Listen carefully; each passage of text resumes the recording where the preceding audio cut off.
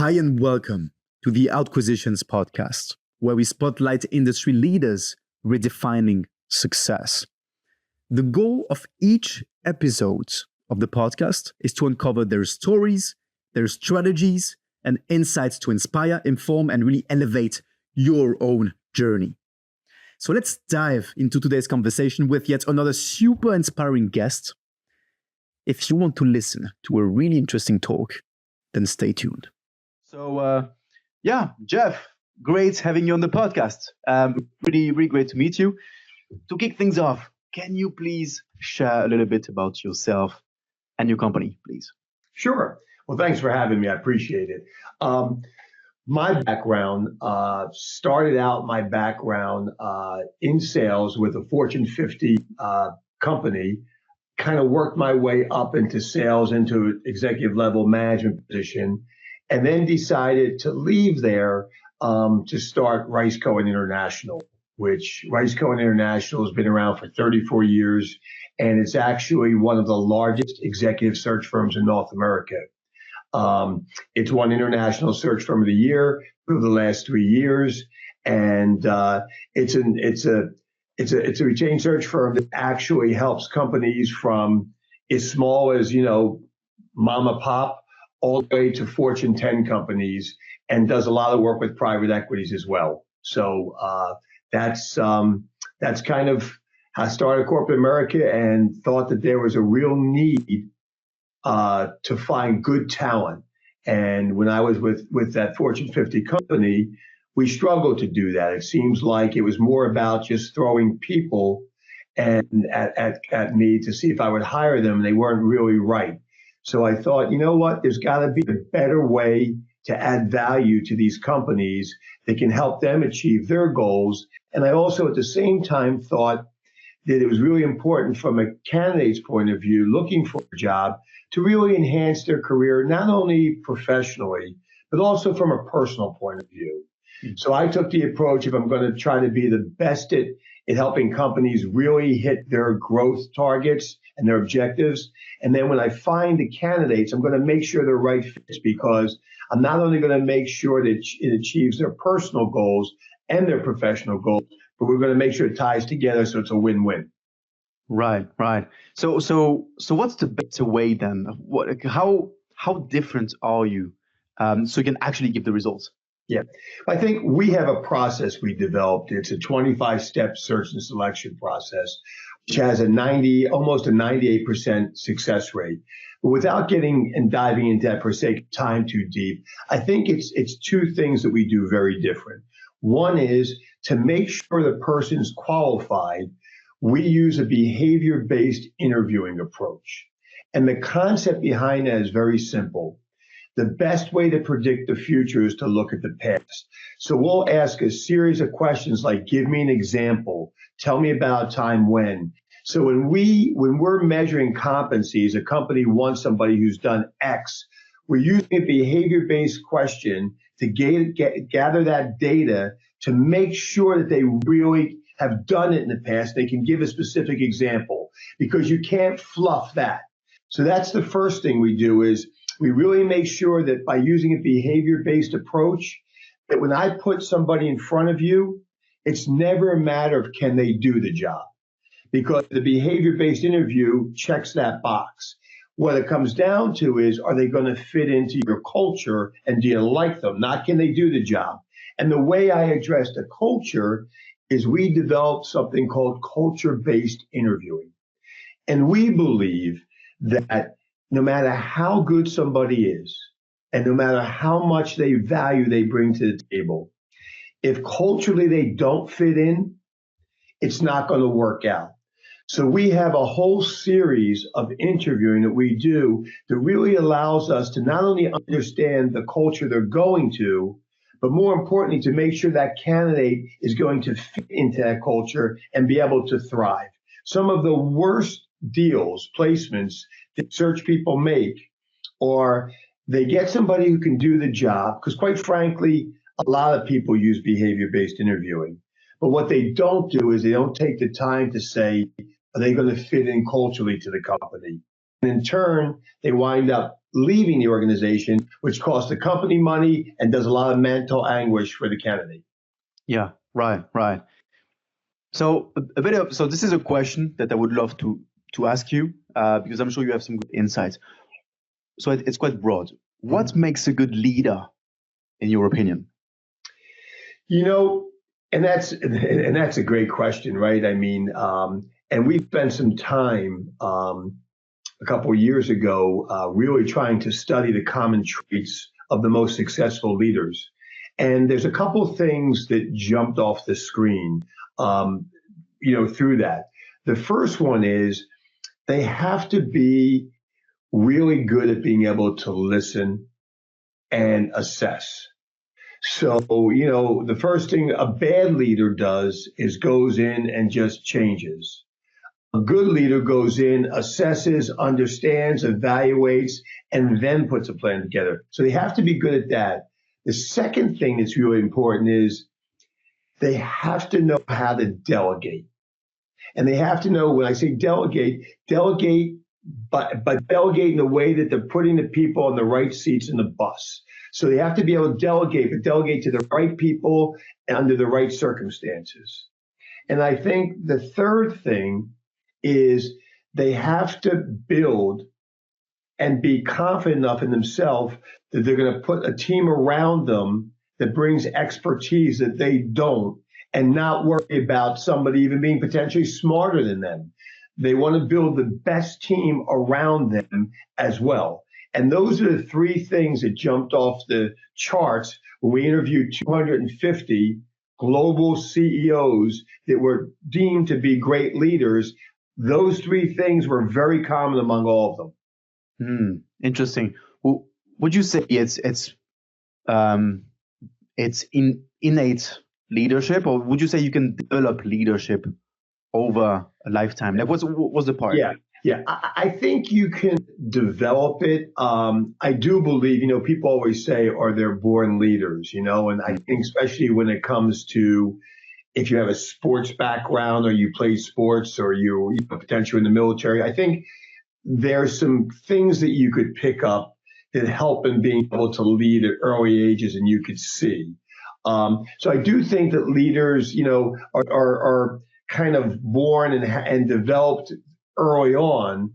But I do believe, with that being said, that someone that may not have been involved in that can learn that through a good mentor, and along the way of their journey can develop into a very good leader. And one of the most successful leaders, he's actually written 4 books, actually had zero leadership skills early on, up to his late 30s. Didn't get into his first leadership role until he was actually 41, and then worked his way all the way up to the CEO of a Fortune 10 company, where he has written books, retired, and he's he could sit on a beach in Maui for the rest of his life and support 3 generations. And he was somebody that didn't come up that way. So I think it could work. I think you can learn it as well if you have the right mentorship and guidance. Right. Okay, so within your specific industry, could you tell us about the trends that you notice? So it's a really broad question. You can answer really as you what jumps right now. I think the biggest thing is the industry has changed because a lot of companies have tried to bring recruiting inside or internally, thinking that they could save money and thinking that they might have more control. It's been successful, quite honestly, with some companies. With other companies, it's been disastrous. But the biggest trend I'm seeing right now is twofold. One is a lot of people that were in leadership roles with a lot of responsibility have a lot of them decide that they want to kind of go back and maybe worry about just themselves. So they don't need to lead. So some of them that were especially kind of first level leaders are saying, you know what, maybe I'm better off just making more money, just worrying about myself. Certainly CEO's not going to go back, but that's one trend. The second trend is that we see all the time is that with COVID, it's created a whole paradigm shift. No one really wants to go into an office every day. So if you're a company, and we'll use, for example, a company that just opened up in the Virginia area, build a beautiful brick and mortar Google type office, 80,000 square feet, basketball courts, go-karts, et cetera. And they're trying to get everybody to go in there. And it's become very challenging. As we worked remote with COVID, it's allowed companies to realize three things. One, you could save money because you don't need the brick and mortar. Two, you can get a better candidate because you're not limited to just that candidate pool that's commutable. So it could be anywhere. And three is you can also, I think the other thing about it is that you can also measure it and be just effective if you have the right metrics. So that's the other thing that we've seen really change. People want to work remote, and if you have the right tools, you can measure and monitor and be successful. And the last one is around AI. Right. AI is something that is everyone is trying to figure out in the search industry. How do I use it effectively? The search business is all about people, connections. So you have to make sure that you don't use AI to try to recruit somebody because you need the human connection, right? I mean, you're talking about people's jobs. I mean, they spend more time with their jobs than they do their family. But so it doesn't work there. A lot of companies will use it for background checks and things like that.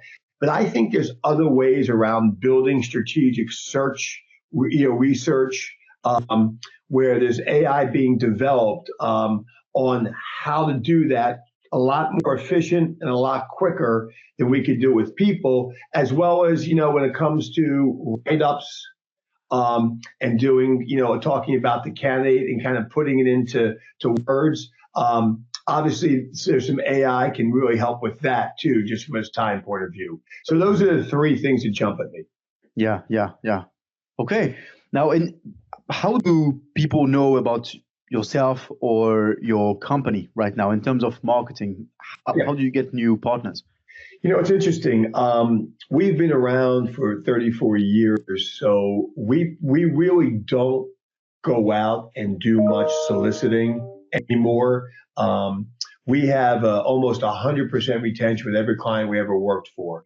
And then ours is all word of mouth. It's people that, may have struggled trying to find good talent. Maybe they used other search firms, they couldn't get it done.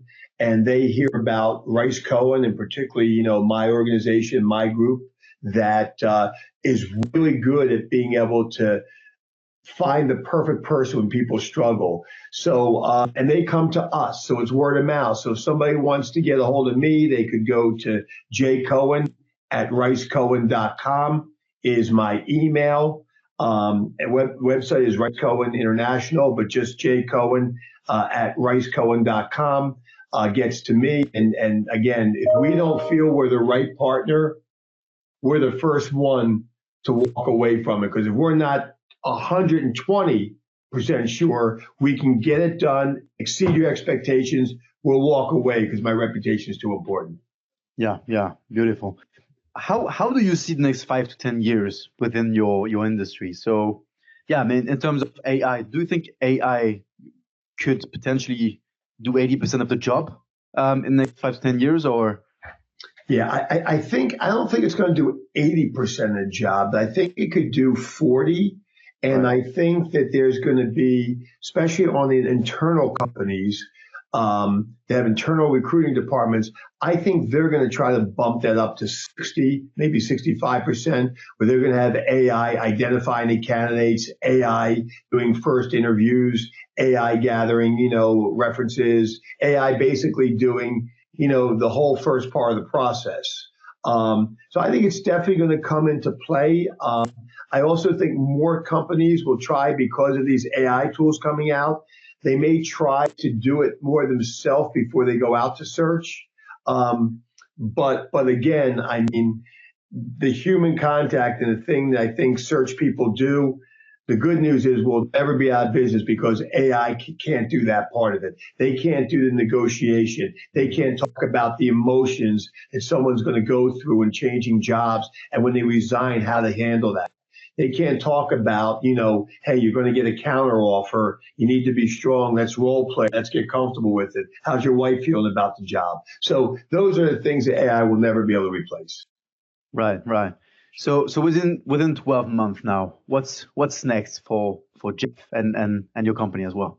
Yeah, I think two things. I think from immediate for Rice Cohen, we have a success rate on completing searches. We're about 96%.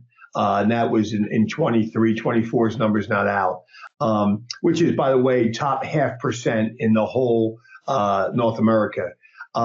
I like to see that get up to 99%. I don't believe, we're so selective on what we take on. There's no reason why we can't get that number to 99%, which I don't think has ever been done by any of the large search organizations. They hover around 80 and 80%. I think that's one thing. I think the second thing is I have a passion.